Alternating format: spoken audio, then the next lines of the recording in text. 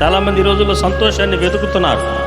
ఎక్కడ దొరుకుతుంది సంతోషం, ఎక్కడుంది నెమ్మది, ఎక్కడుంది ఆరోగ్యం అని వెతుకుతూ ఉన్నారు, కానీ వారికి దొరకట్లేదు. దొరికినా ఏదో ఆ కొద్దిసేపే ఆనందం. ఎన్ని రోజులైందంటే మనస్ఫూర్తిగా నవ్వుకోక, ఎన్ని రోజులు అయిపోయింది మనస్ఫూర్తిగా ఇంట్లో వాళ్ళు మాట్లాడుకోక, ఎన్ని రోజులైపోయింది నెమ్మది లేక, సంతోషం లేక, సమాధానం లేక, ఎన్ని రోజులైపోయింది ఇష్టపూర్తిగా నవ్వక.